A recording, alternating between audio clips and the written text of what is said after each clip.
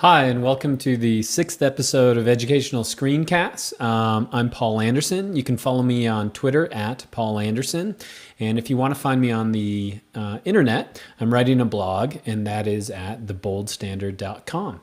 Now, as you can tell, I'm wearing a Twitter colored t-shirt today. And so the topic for today is Twitter, and not only Twitter, but Twitter in the classroom. And so what I'm going to talk about today is how I use Twitter in my classroom and how I hope to use it over the next year.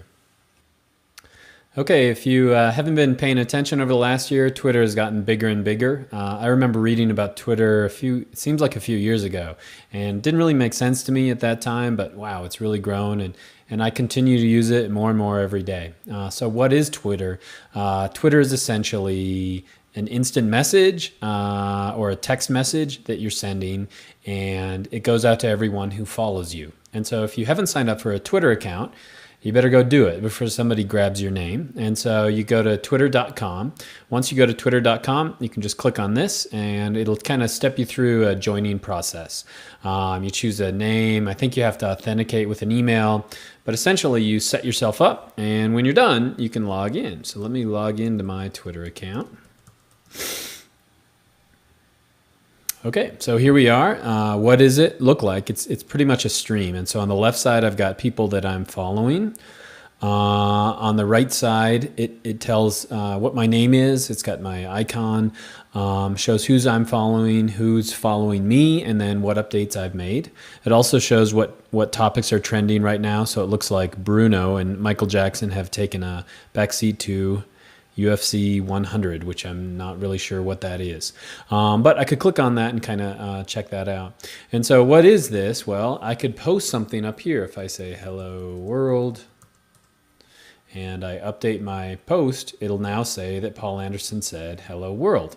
One nice thing about Twitter is that I can click on this trash can.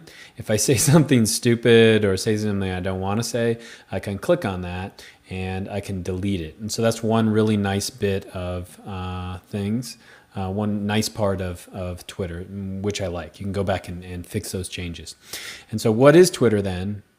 It's you saying something, and that something is followed by everybody who follows you.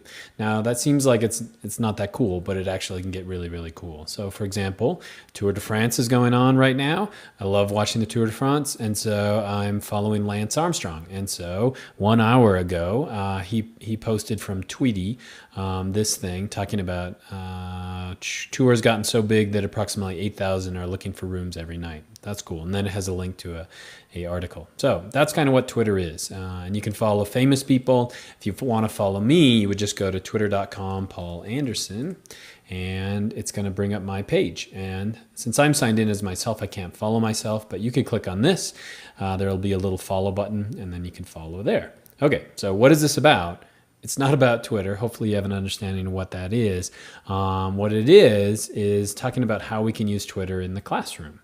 And so I have more than one account on Twitter, and I don't know if that's legal, but hopefully nobody calls me out on it. Okay, so I have an AP Biology account. AP Biology is a separate name. It's what I teach. And so I grabbed that, last year, something like that. And so if you look here in AP Biology, I'm following no one, but I've got a bunch of followers. And so all these people are following me. Now, who are they? There are a lot of students that I have in class. And so throughout this last year, I would post Twitter updates, and those Twitter updates are, for example, let's look at the last one. You're done with the AP Biology test. Congratulations, everyone. It's been another great year. Or we're going to have a review session, or I've posted a podcast for class. And so the way I used it last year is that students could kind of get a live update on what's going on in the class. Now, none of my students had actually heard of Twitter, and most high school students probably don't use it or haven't heard about it. And so this is really the selling point to that. Number one, we kind of talked about, protect yourself. Twitter's open to the world. You can protect your updates, use a different name. So there's a lot of ways that you should talk about that in the class. But if you look under settings, I can click this right here, and what that'll do, it'll protect my updates. And so if I don't want anybody in the world to be able to follow me, like if kids wanted that, that's one thing that you should click on. And the next thing that really kind of turns on kids is that they can put their cell phone number right here. And so if they put their cell phone number right there, if they're following somebody and that person tweets or sends a Twitter message, it automatically goes to their cell phone as a text message. And so that really hits home with kids. And so I could, for example, say that, let's go back and look at one of these. Anatomy review session tonight from 6:30 to 7:30. I'll also be in the AP Bio room tomorrow morning at 7 a.m. for review. Sent that at 12:29 p.m. 43 cell phones throughout the area then immediately went off, and they all got that message from their geeky science teacher. And so that was actually pretty effective last year. Now, you'll notice that I'm not following them. In other words, they can follow me and I don't have to follow them because I might not really want to hear what's going on in their individual lives. And so that's one really cool way that Twitter, I used Twitter last year. How do I hope to use Twitter next year? Well, I hope that we can step that up quite a bit. Our district is actually looking at returning electronics into the high school. We banned everything, and so from cell phones to iPods to computers, like a lot of schools did across the country. Now we're kind of revisiting that, if that was a good idea or not. If students can start bringing cell phones back into my classroom, I have this idea of how I would like to use Twitter next year, and it's something that's called a back channel. What is a back channel? A back channel uses what are called hashtags. And so the first time I learned about a back channel was just kind of a mistake. We were giving a presentation to teachers at our school, and we were showing them how Twitter works. And what I did was just kind of put up that screen. It was my Twitter stream, so it was showing the different tweets that I get, and then people were talking, and as they were talking, people were sending tweets to that which were being updated, and since we had it on a projector, they could kind of see this live stream. And so you have a presentation going on, but then the people who are listening to the presentation can kind of talk back.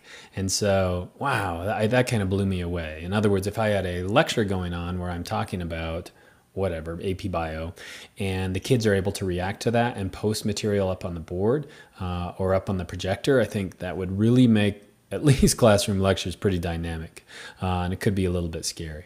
And so how would that work? Let's say I'm doing AP Biology, and I'm saying, trying out the back channel idea in Twitter.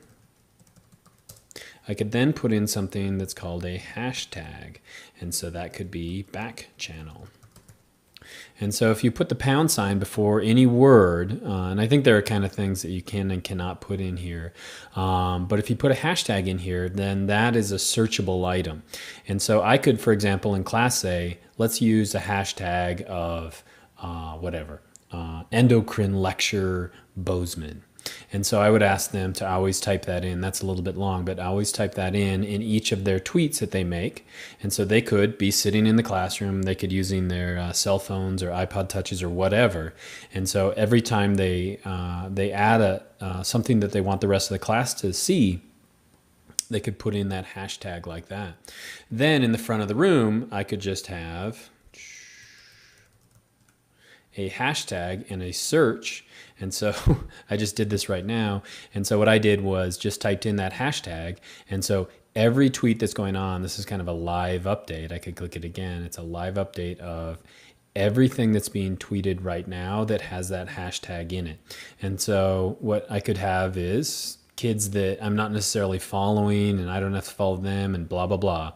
But we would get this kind of live update on what's going on. And I think that would be, as a teacher, that would be very brave to give kids the ability to post during class, but really powerful as well.